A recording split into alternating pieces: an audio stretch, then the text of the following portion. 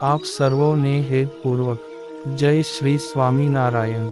આજની સત્સંગ કથા વાર્તા નિજ મંદિર સાવરકુંડલા પવિત્ર ચાતુર્માસમાં આપને શ્રીમદ ભાગવતના દશમ સ્કંધની કથા સાંભળશું। અધ્યાય 47। શ્રી શુકદેવજી બોલ્યા, હે પરીક્ષિત રાજા, તે સમયે લાંબા બાહુવાળા, કમળ જેવા નેત્રવાળા, પીળાંગ પિતાંબરવાળા, કમળની માળા પહેરેલા, સુંદર મુખ કમળવાળા અને મણિઓનાં ઝળહળતાં કુંડળોવાળા તે શ્રી કૃષ્ણ સેવક ઉદ્ધવને જોઈ સુંદર દેખાવાનો અને શ્રીકૃષ્ણ જેવા વેશ તથા અલંકારો પહેરનારો આ કોણ છે અને ક્યાંથી આવ્યો હશે એમ કહેતી અને સુંદર હાસ્ય કરતી વ્રજની સર્વ સ્ત્રીઓ આતુર થઈ ઉત્તમ કીર્તિવાળા શ્રી કૃષ્ણના ચરણ કમળનો આશ્રય કરનારા તે ઉદ્ધવજીને ચો તરફથી વીંટાઈ વળી।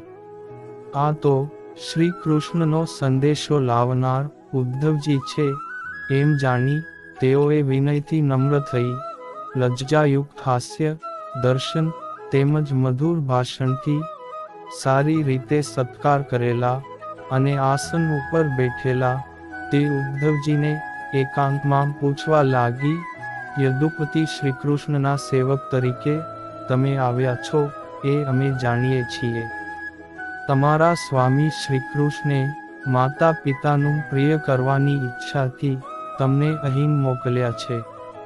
તે વિના હવે ગાયોના આ વ્રજમાં બીજું કંઈ પણ તેઓ યાદ કરે એવું અમે જોતી નથી। માતા પિતાનું તે પ્રિય કરે એમાં તો આ કારણ છે, માતા પિતા વગેરે સંબંધીઓ ઉપરનો સ્નેહાનુબંધ મુનિને પણ તજવો ઘણો મુશ્કેલ છે। પુરુષોએ સ્ત્રીઓ સાથે કરેલી મિત્રતા કામ વાસનારૂપી મતલબ પૂરતી જ હોય છે, પરંતુ સાચી હોતી નથી। તે જ પ્રમાણે સંબંધીઓ સિવાય બીજા કોઈ સાથે કરેલી મનુષ્યની મિત્રતા પણ કાર્ય પૂરતી જ હોય છે, અને તે કાર્ય હોય છે ત્યાં સુધી માત્ર નકલરૂપ જ હોય છે।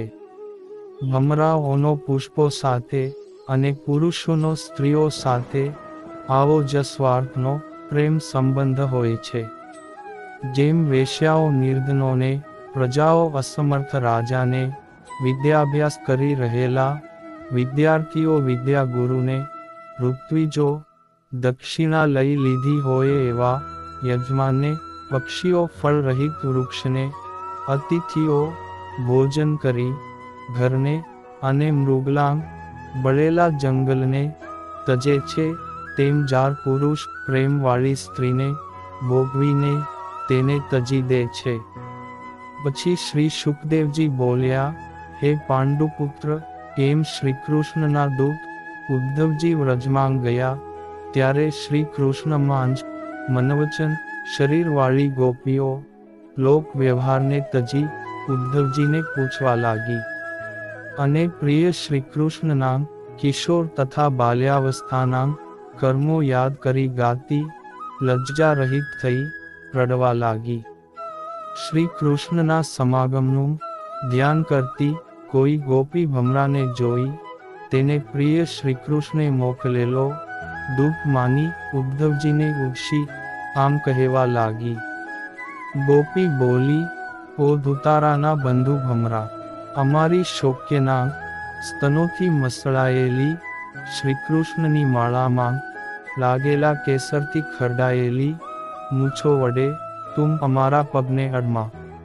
શ્રી કૃષ્ણના દૂત તરીકે આવી અમને નમી તું અમારા મનામણા ન કરીશ। મધુપતિ શ્રીકૃષ્ણ મથુરાની માનીની સ્ત્રીઓને ભલે મનાવ્યા કરે, તેમનો એ કુમકુમ રૂપ કૃપા પ્રસાદ યદુવંશીઓની સભામાં ઉપહાસ કરવા યોગ્ય છે। તે ભલે એમની પાસે જ રાખે, તારા દ્વારા તે અહીં મોકલવાની શું જરૂર છે? તેમનો દૂત તું પણ તારા સ્વામી જેવો જ છે।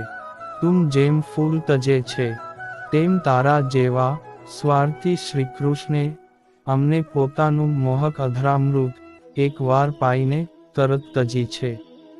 અહોહો, અમને આશ્ચર્ય અને ખેદ થાય છે કે આવા અકૃતજ્ઞ શ્રી કૃષ્ણના ચરણ કમળને લક્ષ્મીજી કેમ સેવે છે.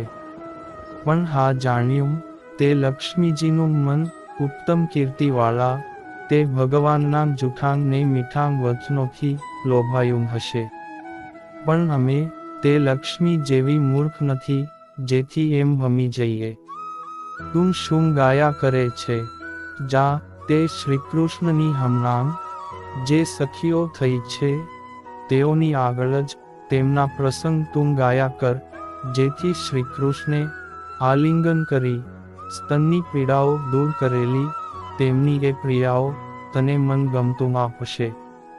કપટપૂર્વક સુંદર હાસ્ય અને ભ્રુવિલાસવાળા શ્રીકૃષ્ણને સ્વર્ગ, પૃથ્વી કે રસાતલ માંગ રહેલી કઈ સ્ત્રીઓ દુર્લભ છે. લક્ષ્મી દેવી પોતે જેમની ચરણરજ સેવે છે ત્યાં અમે કોણ માત્ર. તો પણ એટલું તો તારે એમને કહેવું જ કે જે પુરુષ ગરીબ મનુષ્યોનો પક્ષ કરે છે તેને વિશે જ ઉત્તમ શ્લોક, ઉત્તમ કીર્તિવાળા શબ્દ ઘટે છે. તું અમારા પગમાં મસ્તક નમુક. શ્રીકૃષ્ણ પાસેથી શીખી આવી દુષ્કર્મને યોગ્ય મીઠાંગ મીઠાંગ વચનો કહી પ્રાર્થના કરવામાં તું ચતુર બન્યો છે. પણ તારું બધું કપટ અમે જાણીએ છીએ. શ્રીકૃષ્ણની પેઠે તું પણ વિશ્વાસપાત્ર નથી. અમે શ્રીકૃષ્ણ માટે જ પતિ, પુત્રો તથા પરિવાર તજ્યાં છે, છતાં તે અકૃતજ્ઞ ચિત્તવાળા શ્રીકૃષ્ણે અમારો ત્યાગ કર્યો છે. તો એમની સાથે શું સમાધાન કરવું? પ્રથમ રામાવતારમાં પારધીની પેઠે ક્રૂરતા સ્વીકારી વાનર રાજવાલીને વિંધ્યો હતો. આવા તો તે કઠણ છે. વળી કામ વાસનાથી આવેલી સ્ત્રી શૂર્પણખાને જેમણે સીતાને વશ થઈ નાક કાન કાપી કદરૂપી કરી હતી. અને વામન અવતારમાં કાગડાની પેઠે બલિ રાજાએ આપેલું ખાઈ ખાઈને છેવટે તેને પણ બાંધ્યો હતો. તે કાળા કૃષ્ણની મિત્રતા હવે અમારે કરવી નથી. તો પણ શું કરીએ? તેમની કથાઓ અમારાથી તજી શકાતી નથી. અરે રે, એમની ચરિત્ર લીલારૂપ કર્ણામૃતનું એક જ ટીપું, માત્ર એક જ વાર જેઓએ પીધું હોય તેવાં અનેક મનુષ્યો રાગ દ્વેષાદી દ્વંદ્વ ધર્મોથી છૂટી લગભગ નાશ પામ્યા હોય તેમ ઘરમાં ગરીબ કુટુંબનો એકદમ ત્યાગ કરી દીન બની ભોગરહિત થઈ પક્ષીઓની પેઠે માત્ર આજીવિકા પૂરતી જ ભીખ માગતા ભમે છે. જે કાળા મૃગની સ્ત્રીઓ, ભોળી મૃગલીઓ પારધીના કપટી ગાયનને સત્ય માની બાણોથી ઘાયલ થઈ પીડા ભોગવે છે, તેમ અમે ભોળી ગોપીઓ તે કૃષ્ણના કપટી વચનો સત્ય જેવાં માની અનેકવાર તેમના નખના સ્પર્શથી તીવ્ર કામ પીડાને ભોગવીએ છીએ. માટે હે દુઃખ, એ કૃષ્ણની વાત તો તું જવા જ દે અને કોઈ બીજી વાત કહે. ઓ પ્રિયના મિત્ર, વહાલા કૃષ્ણે શું તને ફરી મોકલ્યો છે અને તેથી જ તું પાછો આવ્યો છે. ઓ દુઃખ, તું અમારે પૂજે છે તો માગ, તું શું મેળવવા ઈચ્છે છે? હે સૌમ્ય, શું તું અમને લઈ જવા ઈચ્છે છે? પણ જે કદી એકલા રહેતા જ નથી તે શ્રીકૃષ્ણ પાસે અહીં રહેલી અમને તું કેવી રીતે લઈ જઈશ?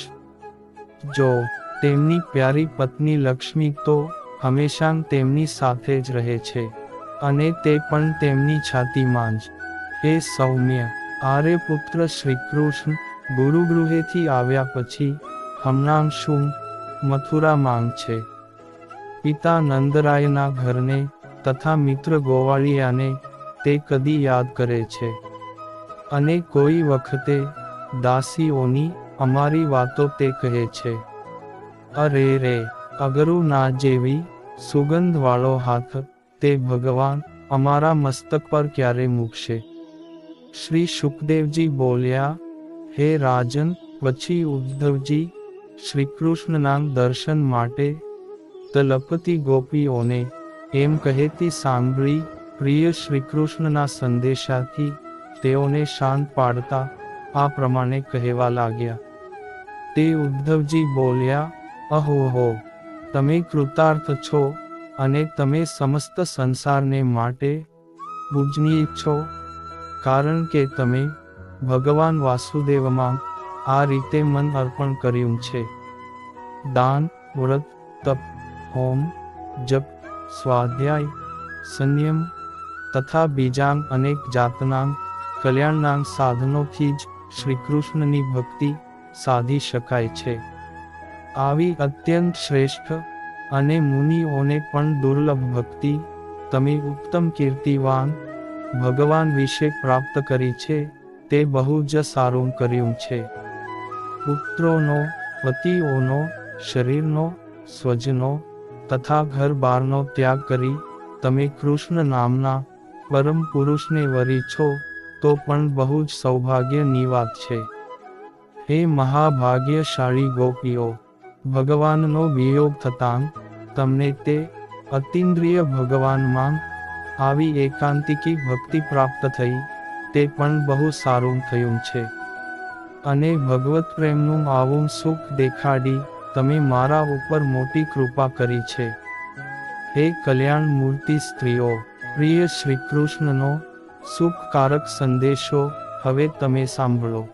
સ્વામી શ્રીકૃષ્ણના ગુપ્ત કાર્ય કરનારો હું તે સંદેશો લઈને આવ્યો છું. અને તે શું સંદેશો સંભળાવે છે તે આપણે આગળના ભાગમાં સાંભળશું. ઇતિ શ્રીમદ્ ભાગવત મહાપુરાણના દશમ સ્કંદ પૂર્વાર્ધને વિશે 47-1 અધ્યાય સમાપ્ત.